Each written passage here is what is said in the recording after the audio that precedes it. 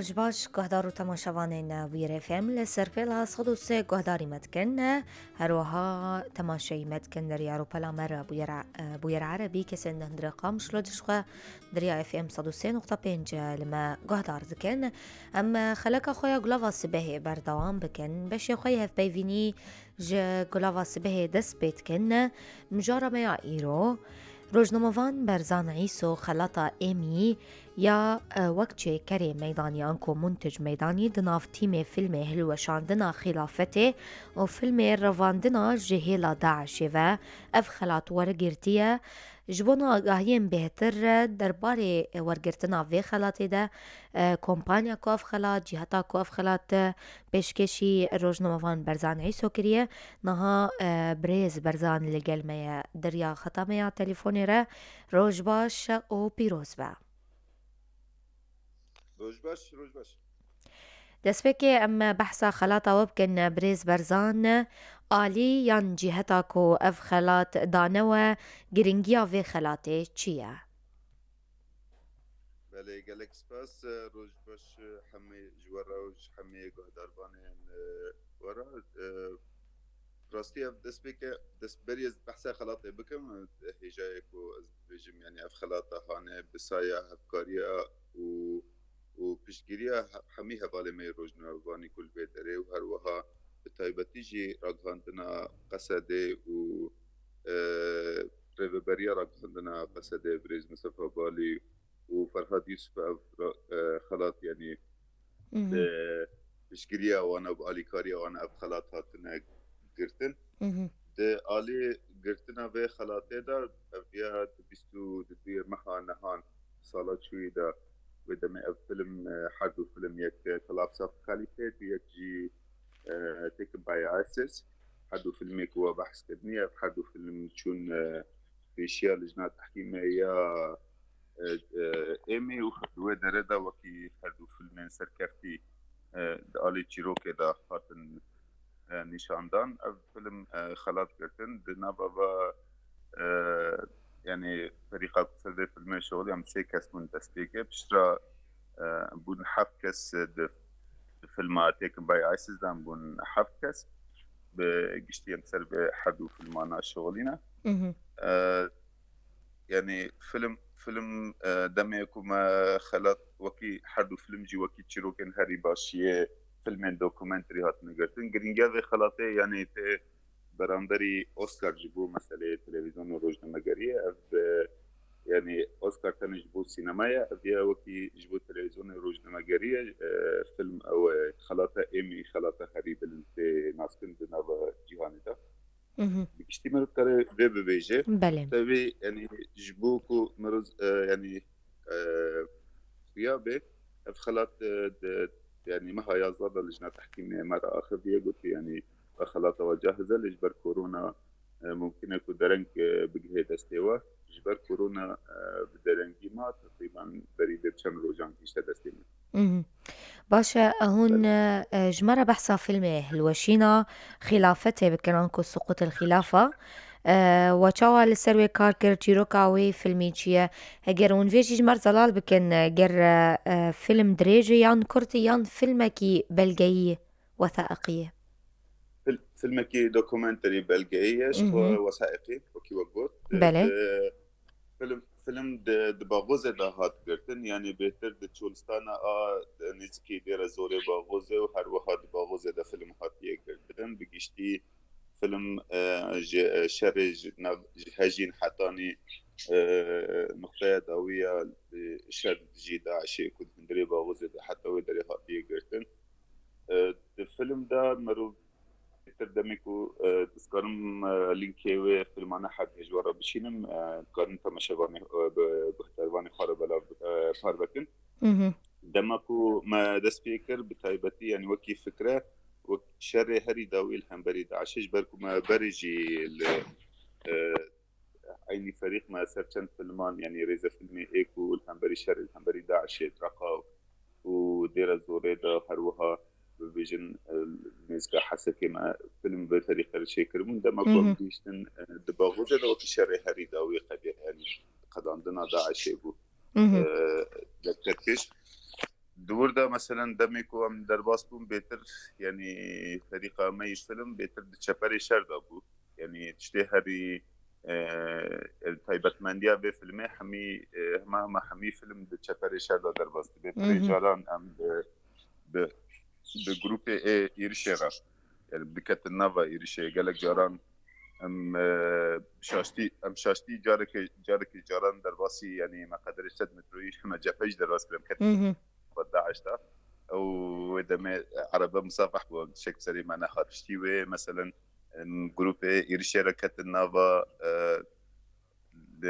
مدخله باغوز كت النافا جروب يرشيرا ما تفكر كرم كت النافا تشابري داعش وجيكي صاغ همه من چپره دمان يعني دور پیشکری منج آلی داعش ده حتاني نزكي ايفاري ما خلاص كل صاروخ حراري المدان قال لك زحمتي قال لك ايش خد نافا فيلم ده ايكو من دما الفيلم تما شبكن فيلم لسال يوتيوب هي يا سقوط الخلافة كولابس اوف كاليفات بله ونوي يعني ودي منا ببين راستي يعني دملي كشاندنا فيلم قال لك زحمتي ويهبون مهم. باشه او فيلم ديتر يه بنافي رفاندنا جهيلا داعش و او جي عيني في مجاري يان مجارن ديتر تيدا هنا هجر هون بحثا ويش لا مربكن او جي فيلم كي حردو ذات فيلم دوكيومنتري وثائقينا مهم. فيلم رفاند جالي داعش يفا انجليزي وكي taken by ISIS مهم. او يادا فيلم دا بيتر تشيروكا زاروك ندز اساس زاروك امريكي بون دايكا وانا بابي وانا المالبور ابو دايكا وان او رفاند بون خاطبو لسوريا يكي داعشي را زوجي بو مهم. وتبلي داعش بو اوجن دما باغوزش باوی وان دوان كتبو تجارة او جروب روزنامه‌گری او نها مهبر الوازا روكانات جريان بالتالي يعني باشك جي لنزكي او جيك وتجمع داعش يا داويت تشبد هندري باغوز الودري مدخل اول ما هناك ديماني ويكرتن لوي كامبي بشتي دما كو در كتنا ايكو داعش خود تسليم بكرين يعني ايكو جنبا باغوز در كتن كاريدور كابو ممر كابو جي در كتن ودري فيلم تصوير بو قال لك سارة مقابلات حاصل كرن يجيبو كو ناس بكن كاب دارو كنا كسيدي تنا اللي ندي تنا بشكي لمخيم هولي تصوير بو بشكي لقامش له تصوير بو يا د فيلم ده شو لقرني الوزارة كنا حياش فد وزارة كنا دوی فیلم دا نین دیتن هری داوی گوری مبهستین بری ویب ساله که نو باوی وزارو کانا یک زارو که خدیته بو یکی خطی ندیتی فیلم سرمایه باشه ام بحثا تيما تشكرنا فيلم ويبكن شخوا حردو فيلمان هجرون بحثا تيمي ويبكن كومبانيا كو سبونسريا برهما وكريا كي جان كومباني بو يعني تيمي كما تشكري تيم دو تيم بون يعني تيما كي يا دستيك مقدر دمها سرخبتين تيما ديان او يجي قدري بس بروجيكي او جي مثل سرخبتين جي كم بروجيكي بري او اولكي مي روزنامه قاعدين الفيدري بار خبتي بو كامبانيا كو سبونسريا يعني اكو في فيلمانات شيكري بخا وكي جير ديجن وكاله بايس نيوز وكاله كي دولة نامنتوية ناسكرية بيتر يعني برهمي وانا سر اساسي يعني او بيتر دنا بشبري شردا كاري خديكن لقالك دفران يعني تيمكي قالك بالتجربة بو لأفغانستان لليبيا اليمن العراق قال لك دفرانج كتبونا واتشبر شرو برهميوان يعني بيجشتي ام ديفيجن وكي تيمين باسبور دي نافا شردا كار كرني او تيمكي وسابو تيمكي قال لك يخرطو او فيلم هاتن يعني بلافكرنا با فيلمانا جالي HBO ده او شبكه قناه تلفزيونيه HBO شبكه كي امريكيه شو بلكي الفيدري خلكي ما ناس كي وكي او شبكه فيلم صراع العروش او ريزا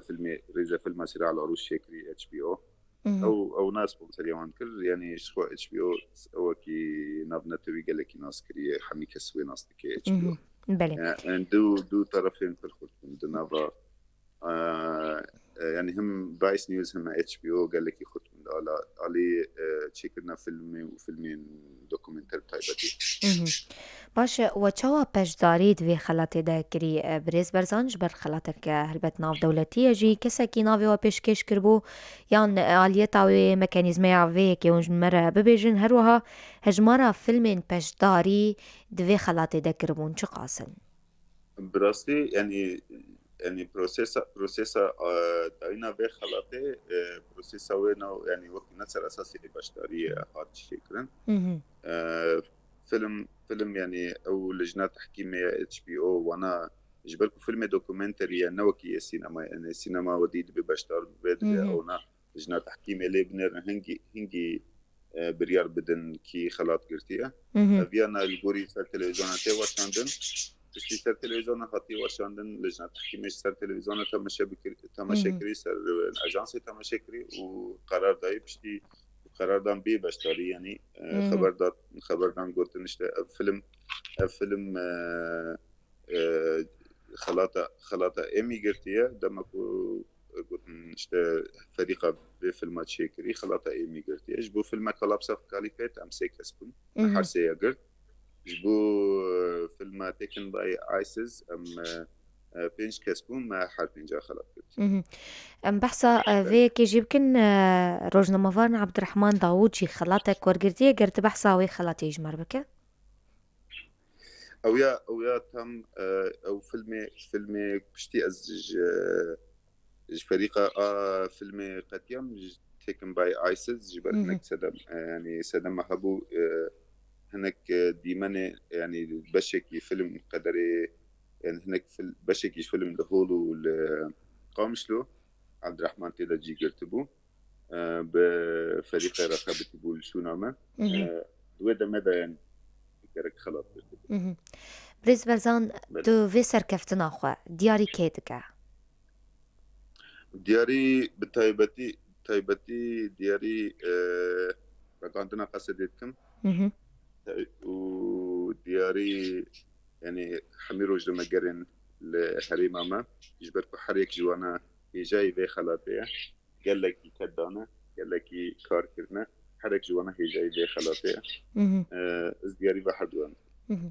باشا ام فيجي بپرسن گر هون خوشنیز و جگهدار و تماشاوانین مرا بدن ناسین کارین و آگاهین بهتر درباره چکرنا فیلمان ده گلو اف فیلمین و یه کما کوب سرت کوا یان گلک فیلمین دی ترجی والسر خبتیا هون شمر دوی چارچوبه ده با آخوین. از خازم بری گیش گهدار خانر بجم شکاری روزنامه گریه پشتی چکرنا بحد فیلمان از گیش کاری روزنامه گریه در ما مهم. يعني ابو قدر 2 سالان هم امام كاري روجنا مجريه قتنا كري مهم. وكي رمني داويد علي روجنا مجريه دابو روجنا مجريه من 1000 شهر دا دس روجنا مجريه كر دوي دمه روجنا ميكي روجنا ميكي دا خابتين بشتيوي قالك تلفزيون روجنا مي دينا دا خابتين يكشي ايميجي بو يكشي تلفزيون فيلم يعني فيلم دوكيومنتري كرت سر BBC میک شکر ببره 5 دقیقه فیلم دوکومنتری روجاوا شورش قال لك به تركيا شکر بو اوجي بريا 2013 قال لك جيان هات نشان ده اروها فيلم ديريفان درهناتيا ويكربو اوجي تشوبو مهرجان كان يا نابنا طويل مهرجان مهم. كان هاتبو نشان دان بله. فيلم دوكيومنتري يا يعني ريخستنن إسلامي جدما انتدابا فرنسيا عندما منطقة يا فرنسي حطاني 2012 حتى 2013 ريخستنن إسلامي تشسولي شيبونا الفيلم هاي تشكربو بگشتی کورتایینا ev natin bîra min. باشە وەکو کورد برێز بەرزان بەدەستخستنە میناوان خەلاتێ ناو دەولەتی چ لە قادا هوەری بگشتی زێدە دکە ببورین پرسنە نەگیشتەسی. دەستخستنە میناوان خەلاتان لەسەر قادایان لەسەر ساحافەنی چ زێدە دکە دنەریناتەدا Yani danasînekî Kurda çêdikir aslan navnetewî de ev tiştekî pir baş e. Garim gelê berî min jî hinek rojnameger yanî rojnamegerên Kurd hene ev xelata girtinî. Ev ya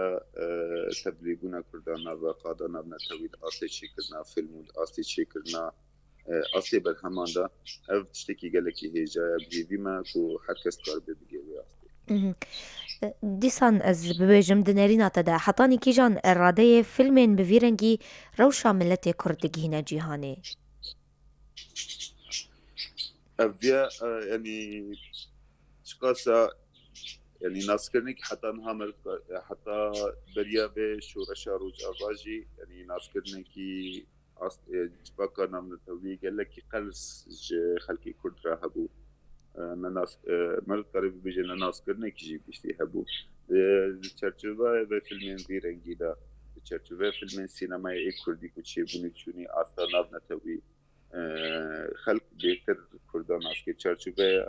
çerçeveya bibêjin rojnamegerên ku heta na dokumenterî û film çêkirin nîşandine di kanalên navnetewî de belavbû de zêdetir naskirnekî Kurda li çêdike elbette ev ya di raya giştî de dengê Kurdan û piştgiriya Kurda zêdetir dike. berî ku ez gotinek dawîşte bibîzim projeyên we yên li pêş çine hûn çi dihizirin çi difikirin filmên we yên li pêş hûn ser çi dixebitin Di alê rojnamegerê de bawer bikin projeyê te ne wekî min got yanî berî vê 2 salan ez nava rojnamegerê derketî projeyê ku na hene ne dastê rojnamegerê dan ema disa di çerçeveya avakirina û çerçeveya avakirin û xizmetkirina xelkê vê herêmê de gotinek dawîşte bibîzim gotinekî ya dawî carekî nedixwazim dubare bikim hemî xort û keçên me yê rojnameger hemî kesê me yê li vê herêmê ket dane bi hêjayê xelatan bi hêjayê ku serkeftinê ne kes em hêviyê xewenda nekin ticarî û kar bikin ji bo rojekî xweştir rojekî geştir. Bimînit nav xêr û xweşiyê de zor spas بۆ te berzan Îso rojnamevan ku xelata êmî wekû çêkerê meydanî di nav tîma filmê hilweşîna xilafetê her wiha filmê revandina ji hêla Daişê ve wergirtiye gelek spas careke din guhdar û temaşevanên me bimînin di xêr û xweşiyê de em li vir radwestin kêliyek din xeleka xwe li gel we berdewam bidikin dûr neçin